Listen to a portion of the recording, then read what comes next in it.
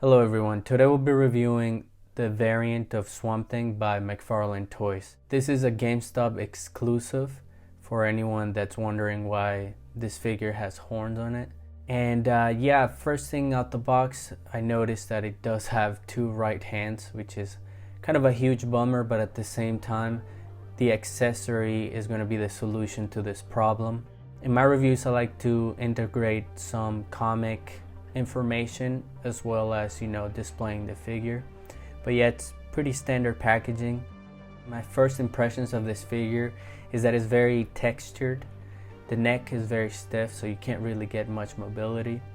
And the joints, especially the ones on his knees, are very stiff, which can be really good because right now he's standing up just fine on his own, and that's always a plus. Comes with the accessory I mentioned and a card and this stand, just a regular black stand. There's details in literally every centimeter of this figure. This is a beautiful piece, and I consider this to be the definitive figure for the new 52 Swamp Thing. Later on in the review, I will be comparing it to the old school Swamp Thing and trying to see which one of the two is made better. But at the end of the day, they're both two completely incarnations of the character, and therefore you can't really put them against each other. But this figure really looks good, and I love the way that it's been done, especially like on the shoulders. There's like these leaves that cover the joints on his shoulders, which is a very clever thing. There's details all over everywhere, like his horns. I will be showing why he looks the way he looks. You can do a lot of different poses with this figure, and it has some weight to it. That face sculpt is really good.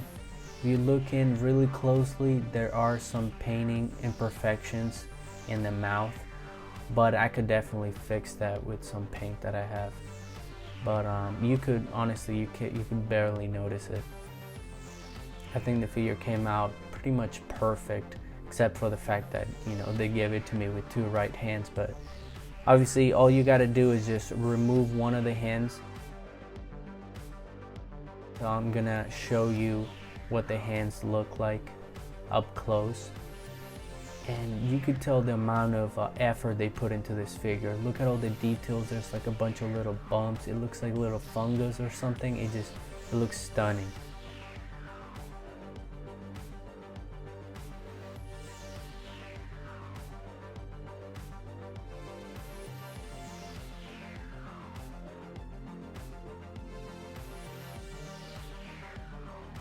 This accessory looks awesome.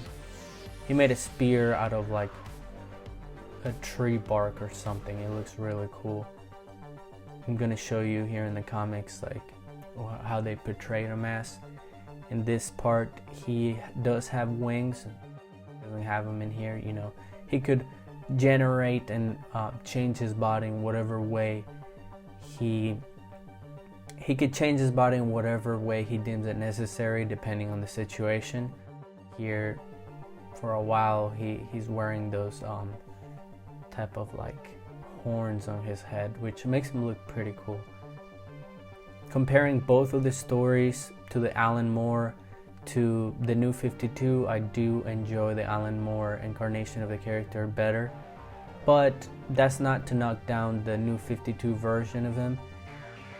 A lot of aspects of the story changed.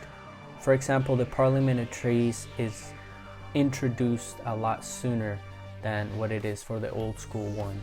And the new 52 version is kind of like a hero's journey of Swamp Thing kind of coping with being Swamp Thing and having to uphold the duties of becoming Swamp Thing, and kind of letting go of the attachments of the older generation of Swamp Things and becoming the savior of the planet through his own way. And that's like my best description of both of the stories. I did review the first volume of Alan Moore's run, and I highly recommend you to go check it out and possibly maybe purchase it yourself. It is a phenomenal story. If you like this video, don't forget to like, subscribe, and thanks for watching.